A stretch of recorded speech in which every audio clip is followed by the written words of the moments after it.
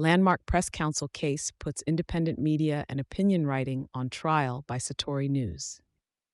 In a landmark case for South Africa's press, independent media is under the microscope again, facing a press council hearing over a contentious opinion piece targeting News 24 journalist Karyn Maughan.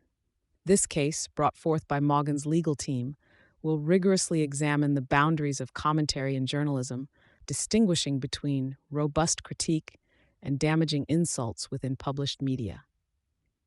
The article in question features severe accusations labeling Maughan as an apartheid-style agent and comparing her to a Nazi propagandist, allegations Maughan contests as unfounded and defamatory.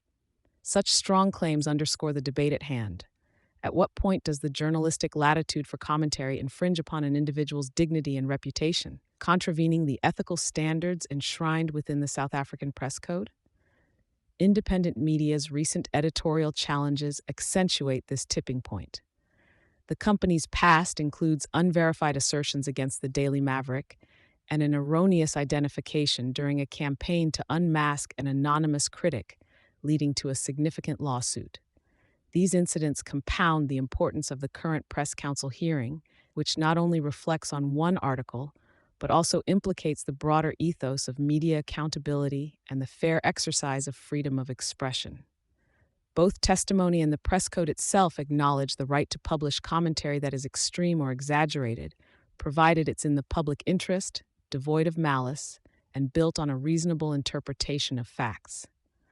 However, the contention arises when such pieces are perceived to embody a harmful intent or unfounded assertions, begging the question of whether the press code's allowance for critique is vulnerable to exploitation. Even more compelling is the enigma surrounding the authorship of the disputed article. Edmund Feary, presented as the author, seems untraceable, heightening suspicions of a pseudonym employed to obfuscate the true source of the contentious opinions. This lack of transparency threatens to undermine the delicate trust between a news outlet and its audience, and may potentially reinforce assumptions of malicious intent. For opinion writers and journalists across South Africa, the case's outcome will set a precedent, drawing the hypothetical line in the sand between permissible critique and prohibited defamation. It is a moment that will shape the landscape of news commentary, balancing the cherished ideals of free expression with the necessity for editorial truthfulness and integrity.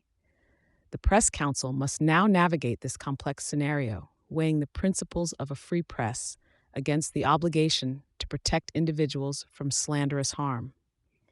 As in all matters of freedom of expression, the boundaries are rarely clear-cut, but this case promises to offer, at the least, a heightened sense of direction in this critical area of journalism. Thank you for choosing Satori News.